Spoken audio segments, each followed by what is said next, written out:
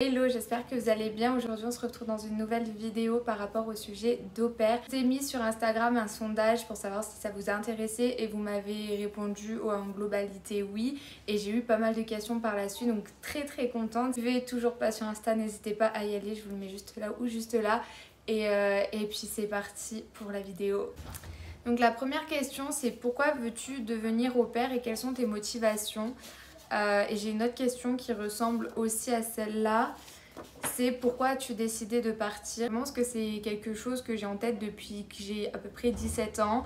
Pour moi, c'est un peu le bon plan entre voyager, apprendre l'anglais, découvrir une nouvelle culture et gagner un peu d'argent. Je pense que ça peut être hyper intéressant comme expérience. Et puis j'adore les enfants, donc voilà, l'ensemble en fait me plaisait et c'est pour ça que j'ai décidé de tenter cette aventure. Ensuite j'ai eu, as-tu une destination goal pour vivre et une destination goal pour voyager? Mon goal c'était un peu Washington, Boston, Philadelphie et je suis très contente parce que je suis tombée à Washington. Si tout se passe bien, mais avec le Covid ça commence à être compliqué, donc je suis quand même assez contente d'être tombée à Washington. Et c'est vraiment la ville qui m'a intéressée quand même pas mal pour y vivre. Et ensuite pour voyager, franchement je pense tous les États-Unis. C'est vraiment mon rêve de voyager à travers les États-Unis. Donc il n'y a pas de ville vraiment plus favorite que les autres. J'aimerais faire tellement d'endroits que c'est un peu compliqué de choisir. Ensuite, quel est ton top 3 des destinations à faire selon toi? Top 3 ça va être compliqué. Ça va être compliqué. Ensuite, je vais peut-être dire la Nouvelle-Orléans. Ouais, peut-être la Nouvelle-Orléans. Et le Texas et New York. Et il y a trop d'endroits que j'ai envie de faire. Vraiment, il y en a vraiment trop. Le homesick te fait peur? Oui, beaucoup. Il y a quelques semaines, on m'aurait posé cette question. J'aurais dit non, pas du tout. Mais c'est vrai que là, je commence vraiment à me dire que je pense que ça va me manquer. Parce que par exemple, ma maman m'a annoncé qu'elle allait se marier avec mon beau-père. Et je suis pas là pour leur mariage, que ça tombe en octobre. Et là, j'étais vraiment pas bien. Je me suis dit, ah ouais, en fait, je vais vraiment louper beaucoup de choses. Donc je pense que oui, j'ai un petit peu peur. Je sais pas du tout comment ça va se passer, mais c'est vrai que j'ai un petit peu peur quand même. Ce que tu veux le plus voir ou faire aux États-Unis? J'aimerais beaucoup faire un road trip, aller à la prison d'Alcatraz. J'aimerais beaucoup faire des cinémas en plein air, des bowling, des fêtes universitaires. Vraiment le stéréotype un peu américain quoi. J'aimerais beaucoup faire le Texas, la Nouvelle-Orléans. J'aimerais faire Portland aussi. Ouais, en fait j'aimerais faire tout. Combien d'enfants maximum voudrais-tu garder? Bah du coup moi au max c'était 3. Et j'en ai 2 à garder, donc c'est vraiment, je pense, quand même le bon chiffre 2. Donc je regrette pas vraiment d'avoir mis que 2 enfants à charge. Quand aimerais-tu partir? Bah moi je voulais partir début septembre, milieu septembre. Je pars fin août. Je pars.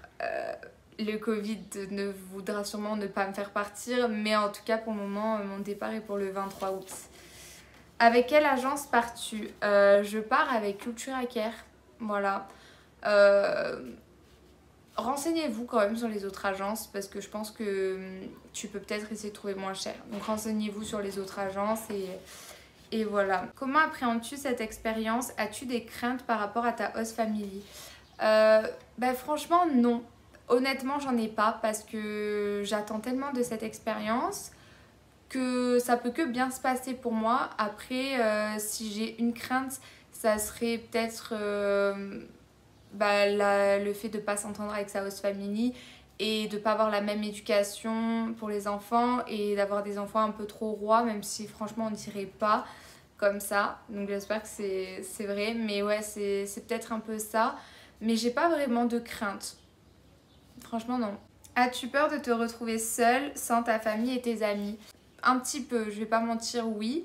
Mais après, tu vas te créer d'autres amis, je pense. Donc ça va être bien aussi. Et puis, la famille, ils pourront venir me voir et je serai encore plus contente de les revoir en rentrant. Donc oui, j'ai un petit peu peur, mais je sais que c'est pour la bonne cause. Donc je continuerai à faire ce projet en tout cas. On aura droit à plein de vlogs. Ah ouais.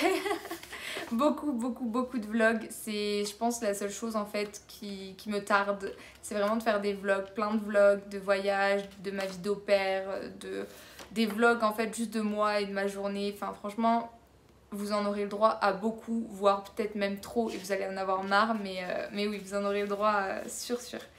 Tu as ton visa? Non, j'ai pas mon visa. Enfin, pas encore. J'ai un rendez-vous pour le 30 décembre 2021. Donc c'est déjà plus proche que mai 2022, parce qu'à l'heure actuelle, les rendez-vous sont pour mai 2022, mais voilà, c'est quand même 30 décembre, c'est un peu loin. Tu as pas peur de partir de chez toi et vivre dans une nouvelle famille?